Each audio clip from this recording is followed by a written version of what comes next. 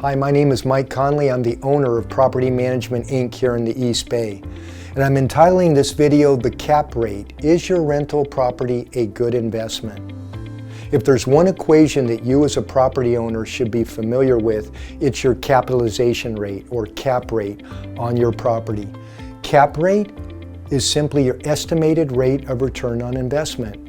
And it's very simple to calculate.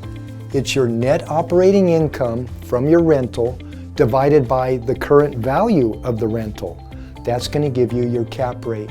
And the beauty of a cap rate is it can be used for all types of investments, whether it be real estate, art, business, or money in the bank. For instance, let's say you went to your local bank with $100,000 in your pocket and you said to the bank manager, I want to put it in a CD, what's my rate of return? And he says back to you, we're going to give you $1,000 at the end of 12 months. So with those numbers, you can calculate your cap rate. You've got $1,000 net operating income at the end of 12 months.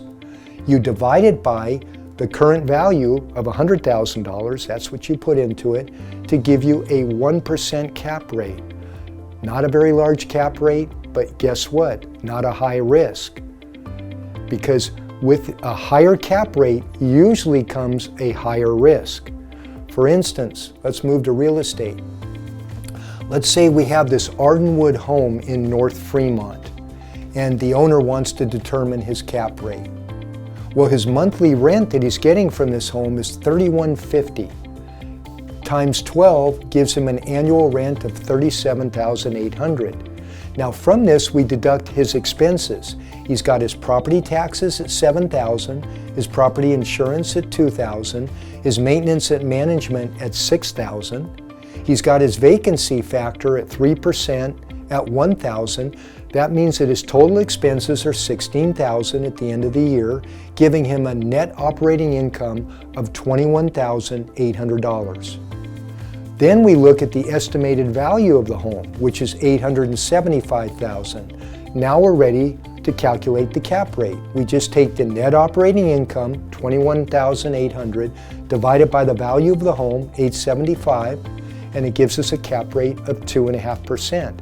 That's 2.5 times greater return on investment than he would have had at the bank. 2.5%, by the way, is probably an average cap rate for here in the Bay Area.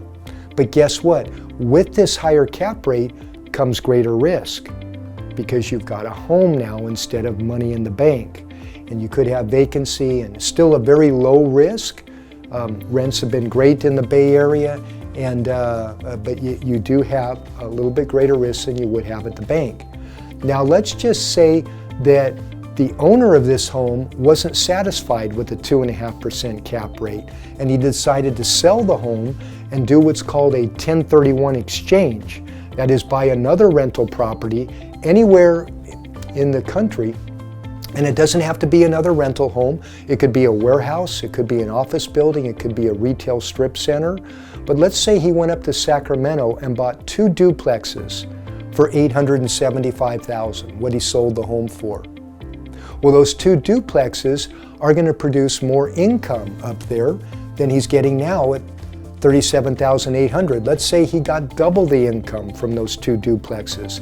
So guess what? His cap rate now goes to 5% instead of 2.5%. But with that higher cap rate comes greater risk. It's in Sacramento, that's a secondary market. It's a couple hours away. He has 4 tenants instead of 1. So little greater risk, but a greater cap rate, greater return on investment. So the big question for you is, what is your risk tolerance? Are you happy? Are you content with your cap rate on your home here in the Bay Area? Or maybe would you like to increase that cap rate with a little greater risk or with another property that you'd like to invest in? These are questions we can help you answer. Just give me a call, Mike, at 510-996-3238. On our website, under the Owner Resources menu, you'll see that you can download a cap rate form and determine the cap rate very easily for your own property. Thanks for watching. Good luck and good business.